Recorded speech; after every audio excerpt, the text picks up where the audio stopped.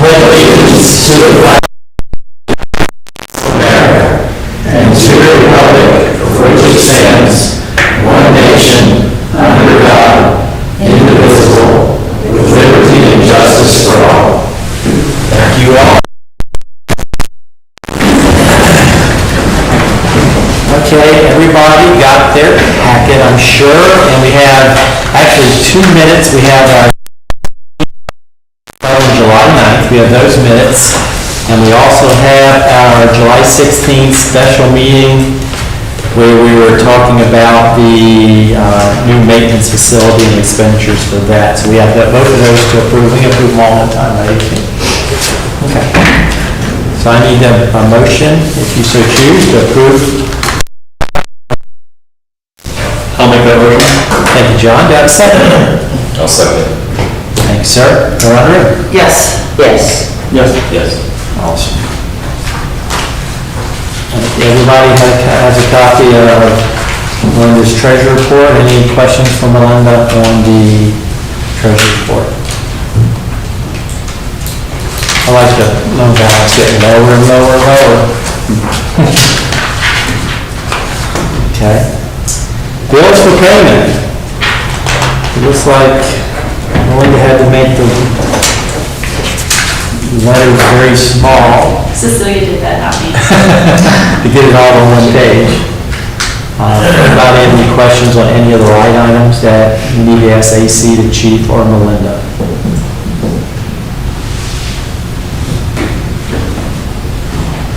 If not, I need a motion to approve. Make a motion, we pay the bills. Thank you, ma'am. Do I have a second? Second. Thanks, Sarah.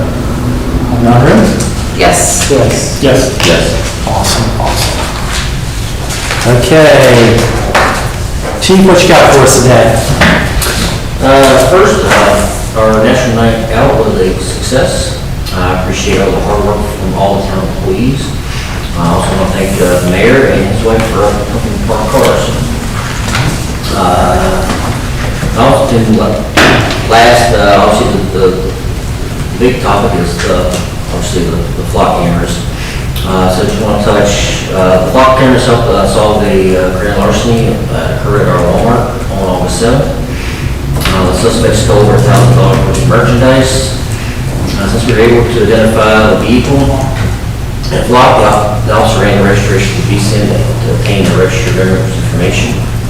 This allowed the officer to conduct an interview and obtain a warrant. Just some of the items that were stolen. There was multiple items stolen. However, some of the big ticket items were a Bluetooth headset and multiple memory cards that were valued over $100. Okay. Awesome. And we were talking to get, is it over 1,000 to get a felony charge? Yeah, for grand larceny.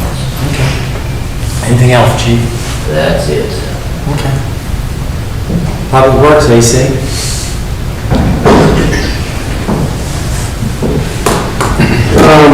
I will do this as quick as I can. Zoning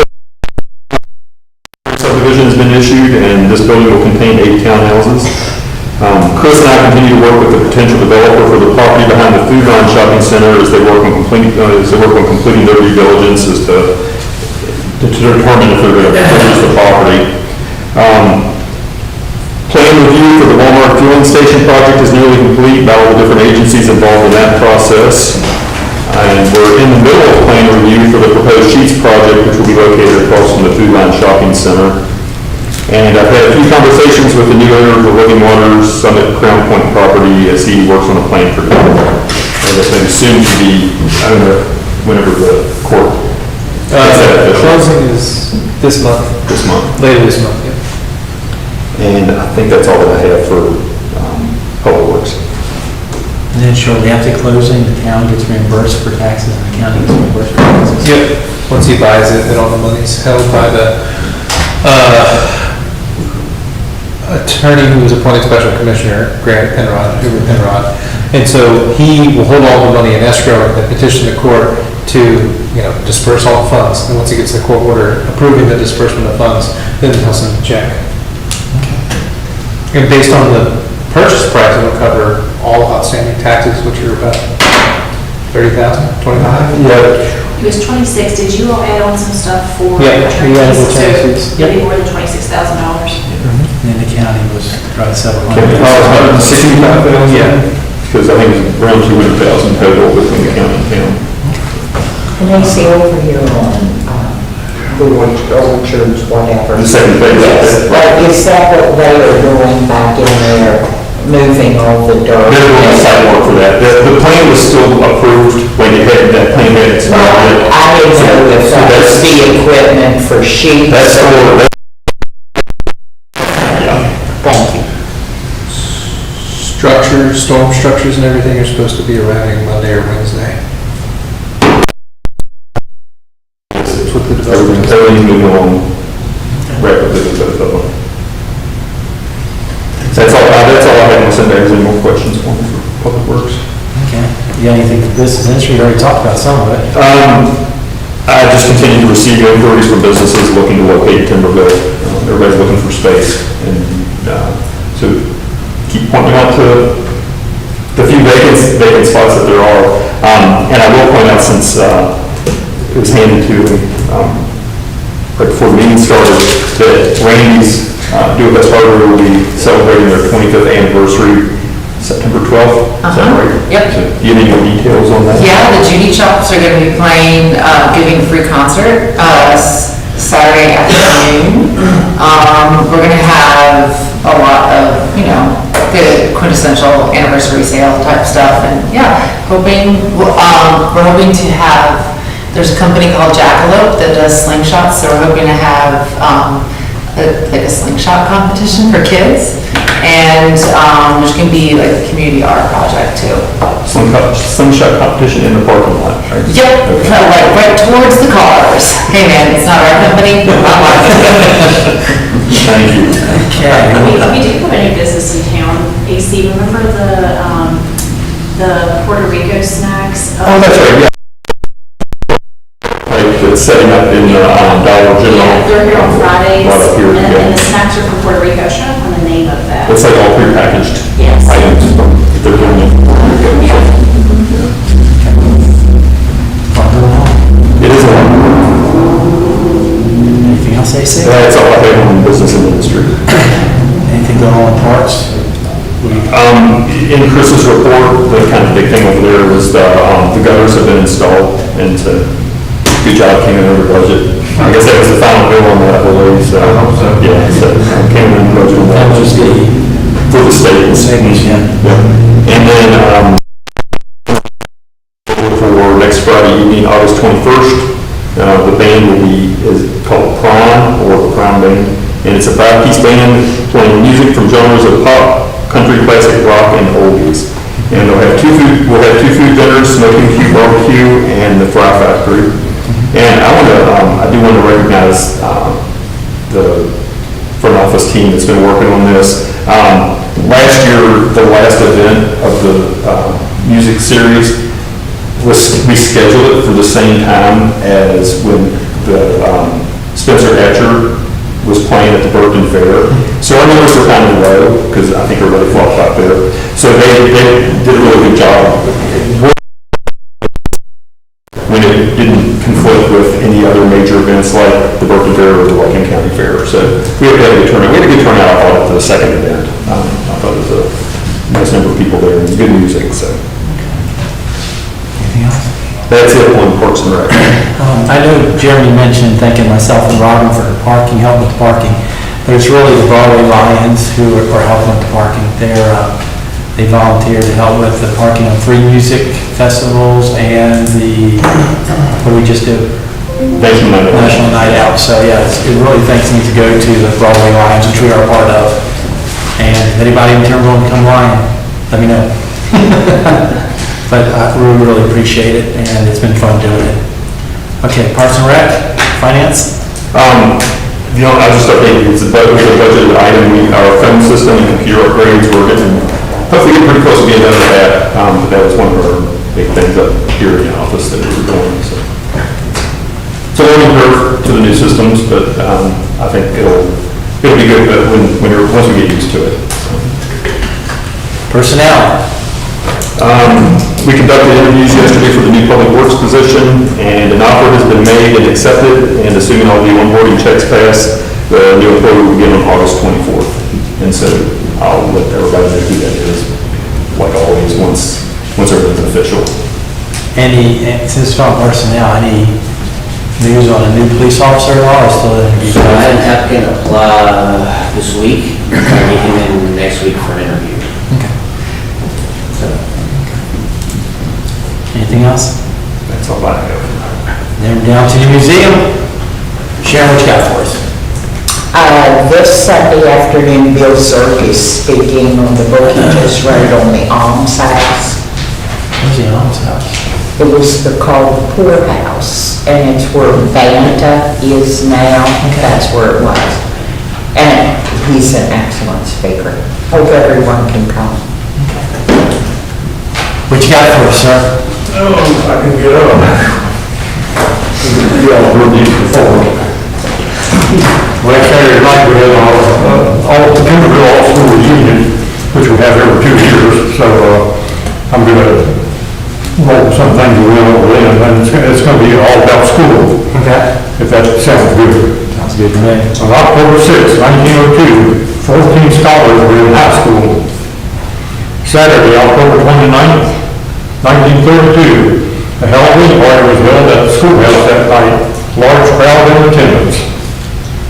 January 1943, the windstorm blew the bell tower down. They didn't replace the bell tower. A little bit later, they just took the bell down. So if you hear people arguing about whether our schoolhouse ever had a bell or whether it didn't, well, if it had a bell, the picture was taken before 1943. If it didn't, I noticed that a little bit. May 24th, 1904.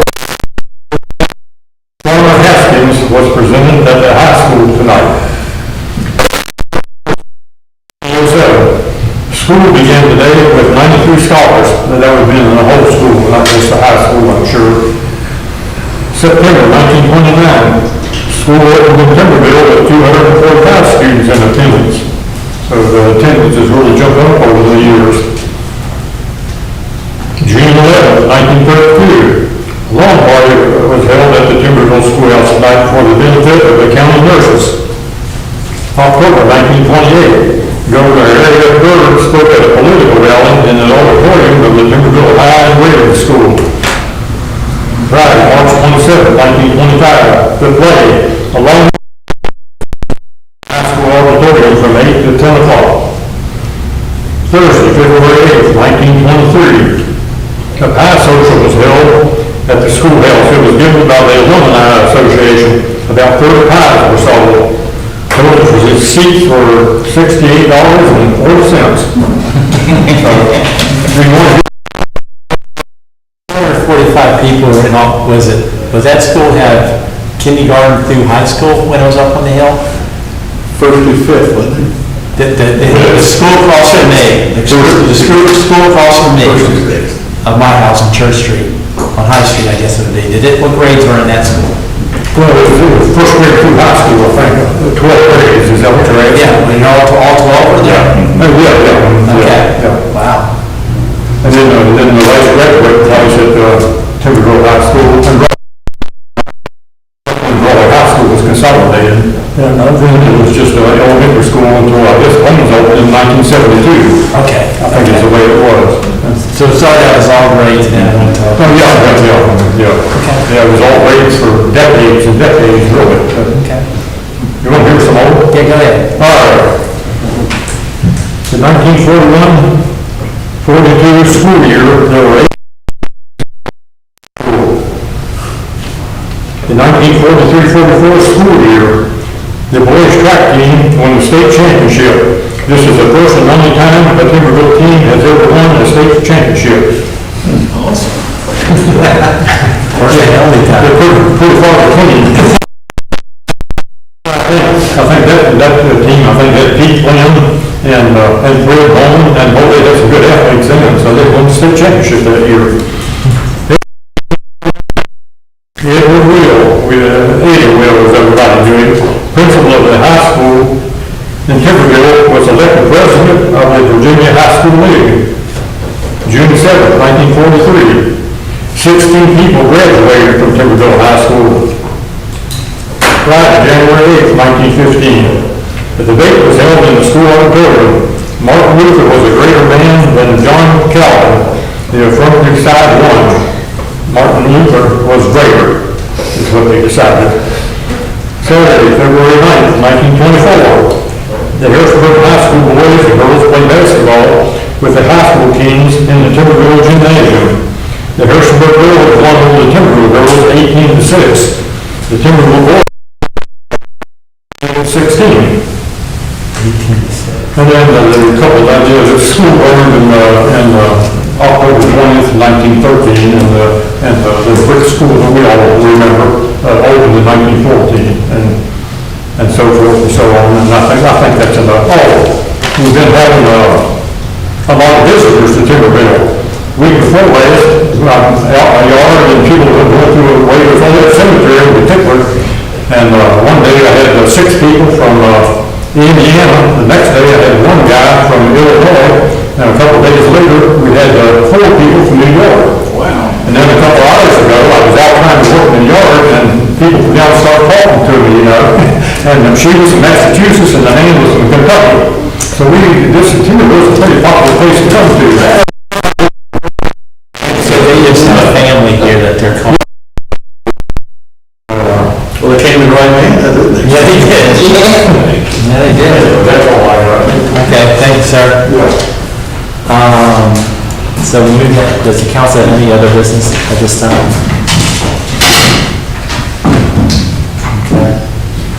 Public comment. Anybody want to make some comments? Thank you all. Meeting's adjourned.